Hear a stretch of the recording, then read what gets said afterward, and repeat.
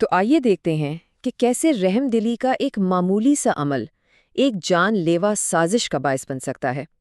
آج ہم ایک ایسی ہی کہانی پر بات کر رہے ہیں جو ایک بالکل معصوم سے لمحے سے شروع ہوتی ہے اور پھر ایک بہت ہی تاریک انجام کی طرف بڑھتی ہے۔ یہی سوال ہے جو اس پوری کہانی کے مرکز میں ہے۔ تو آئیے اس الجھی ہوئی گتھی کو سلجھانے کی کوشش کرتے ہیں اور دیکھتے ہیں کہ آخر کیسے ایک چھوٹا سا واقعات کا ایک اتنا خطرناک سلسلہ شروع کر دیتا ہے۔ تو کہانی شروع ہوتی ہے ایک بالکل عام اور پرسکون گھریلو منظر سے۔ پہلی نظر میں تو سب کچھ ٹھیک لگتا ہے، لیکن اصل میں اس سکون کے نیچے ایک طوفان پنپ رہا ہوتا ہے۔ نادیہ کو شدید تکلیف ہو رہی ہے اور اس کی پریشانی اس کے چہرے سے صاف ظاہر ہے، اور یہی تکلیف اس کہانی کے پہلے اور سب سے اہم واقعے کی وجہ بنتی ہے۔ اور یہ ہے وہ لمحہ جہاں سے سب کچھ شروع ہوتا ہے۔ ملنگی جو صرف مدد کرنا چاہتا تھا، انجانے میں ایک بہت ہی خطرناک سلسلے کا آغاز کر دیتا ہے۔ نادیہ کے لیے تو یہ صرف شکر گزاری کا ایک لمحہ تھا۔ اسے درد سے نجات ملی تھی اور وہ ملنگی کی مدد کی دل سے قدر کر رہی تھی، لیکن اسے بالکل اندازہ نہیں تھا کہ یہ سکون جلد ہی ایک خوفناک طوفان میں بدلنے والا ہے۔ اور بس یہاں سے کہانی کا رخ ایک دم سے بدل جاتا ہے۔ سکون اور آرام کی جگہ اب تنازع اور غصہ لے لیتا ہے۔ ان کا اندر آنا اچانک اور دھماکہ خیز ہوتا ہے۔ کمرے کا ماحول فوراً بدل جاتا ہے اور مدد کا ایک معصوم سا عمل ایک بڑے بحران کی شکل اختیار کر لیتا ہے۔ شوہر کا رد عمل فوری اور شدید ہے۔ اس کے الفاظ میں صرف غصہ نہیں بلکہ گہری بے عزتی کا احساس بھی ہے۔ اس کی نظر میں ملنگی کا جرم تو جیسے ثابت ہو چکا ہے۔ اب اس رد عمل کو سمجھنے کے لیے غیرت کے تصور کو سمجھنا بہت ضروری ہے۔ یہ صرف حسد نہیں ہے، یہ ایک گہرا ثقافتی عقیدہ ہے کہ خاندان کی عزت عورت کے طرز عمل سے جڑی ہوئی ہے۔ تو ان کے لیے اصل مسئلہ یہ ہے کہ یہ عمل عزت پر سیدھا سیدھا حملہ ہے۔ نیت کیا تھی یا حالات کیا تھے، اس سے کوئی فرق نہیں پڑتا۔ صرف یہ عمل ہی ان کی غیرت کو ٹھیس پہنچانے کے لیے کافی ہے۔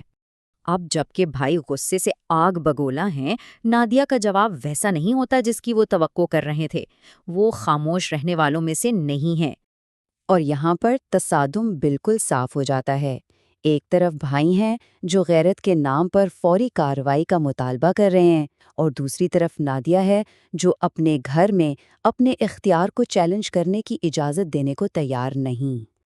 یہ ایک بہت ہی طاقتور بیان ہے۔ نادیہ یہاں صرف ملنگی کا دفاع نہیں کر رہی بلکہ وہ اپنے شوہر اور دیور کے اختیار کو بھی چیلنج کر رہی ہیں۔ وہ صاف صاف بتا رہی ہیں کہ اس گھر میں اس کی بات مانی جائے گی۔ نادیہ کی اس کھلی نافرمانی کے بعد بھائیوں کو احساس ہو جاتا ہے کہ وہ اسے براہ راست قابو نہیں کر سکتے، اور یہیں سے کہانی ایک بہت ہی تاریک موڑ لیتی ہے۔ اب یہ معاملہ گھریلو جھگڑے سے آگے بڑھ کر ایک خفیہ سازش بن چکا ہے۔ وہ کھلے عام اپنی مرضی مسلط نہیں کر سکتے، اس لیے وہ چھپ کر کام کرنے کا فیصلہ کرتے ہیں۔ ان کی گفتگو سے ان کے ارادوں کی سنگینی صاف ظاہر ہو جاتی ہے۔ ان کے لیے یہ عزت پر ایک ایسا حملہ ہے جسے برداشت نہیں کیا جا سکتا، اور اس مسئلے کو جڑ سے ختم کرنے کے لیے وہ کسی بھی حد تک جانے کو تیار ہیں۔ اب جو چیز واقعی حیران کن ہے وہ یہ ہے کہ ان کا منصوبہ کتنا منظم اور ٹھنڈے دماغ سے بنایا گیا تھا۔ یہ غصے میں کیا گیا کوئی کام نہیں تھا۔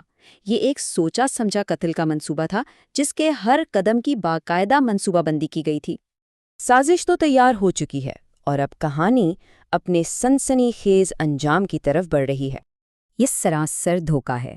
شوہر ملنگی کو ایک جھوٹے کام پر بھیج کر اسے جال میں پھنسا رہا ہے، جبکہ نادیہ کو یہ لگ رہا ہے کہ شاید اب سب کچھ ٹھیک ہو گیا ہے۔ وقت گزرتا جاتا ہے، ایک دن، پھر 3، پھر 5۔ نادیہ کا ابتدائی اطمینان اب ایک بڑھتے خوف میں بدل رہا ہے۔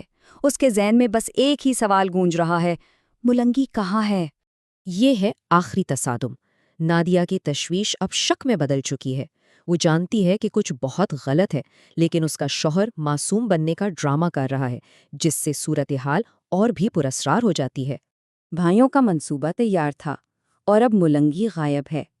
تو کیا ان کی سازش کامیاب ہوئی، یا اس گمشدگی کے پیچھے کوئی اور راز چھپا ہے؟ اس کا جواب تو ہمیں کہانی کے اگلے حصے میں ہی ملے گا۔